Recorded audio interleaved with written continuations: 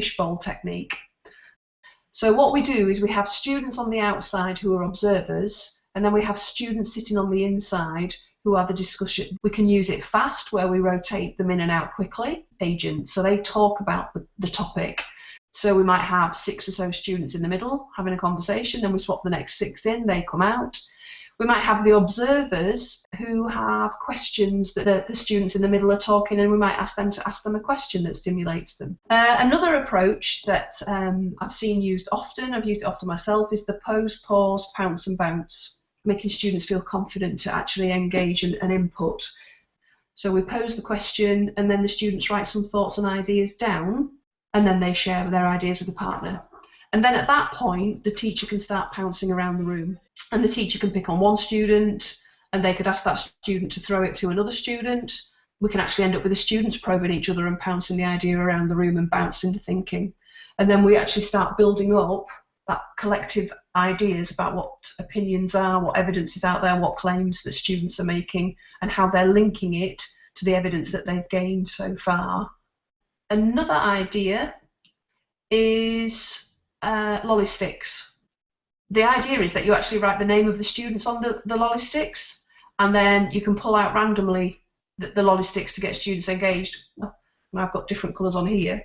We could actually pull out a Lollistic that has the name of a student on and actually ask a different child if we want to, it might look like we're being random, so the students are on edge and not knowing who's going to be chosen, but actually we can be controlling that slightly and helping stimulate the broader thinking across the room. Amanda's saying that she encourages any response as long as they can back it up.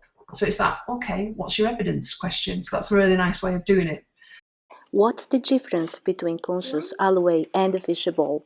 The conscious alleyway is something that we would use earlier on in the engage process.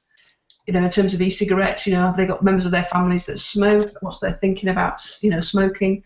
So that for me is something that I would use earlier on. I think the purpose of that is just to open students up to ideas. So the conscious alleyway, this is where you split the class into 3 groups. So we have an A, a B and a C group.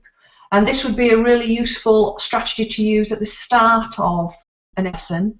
So when we're starting to get students to think about how they feel about a topic, and A and B would whisper feelings, their thinking, their ideas, as the third group person walks through. You can ask them questions to make them think. Have your ideas changed? Was there anything particularly somebody said that influenced you? Was there an idea that you would like to take forward? Whereas the fishbowl, as you said earlier, these types of conversations in the sequence of engaged lessons are down the line when we're looking at forming our final opinions and making decisions. Both those techniques engage everybody, but in terms of conversations, as teachers in the conversation, in terms of the engaged definition, we're much more involved in facilitation visibly. So in terms of the fishbowl, orchestrating that, whereas in the conscious alleyway, we would just step back and let the students walk through and listen to each other's ideas.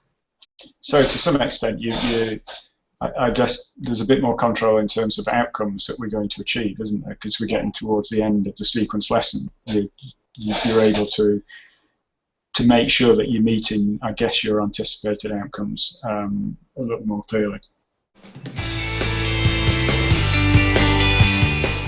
So thank you everybody, and see you in the next. Thanks, Sally. Thank you, John. Thank you, everybody.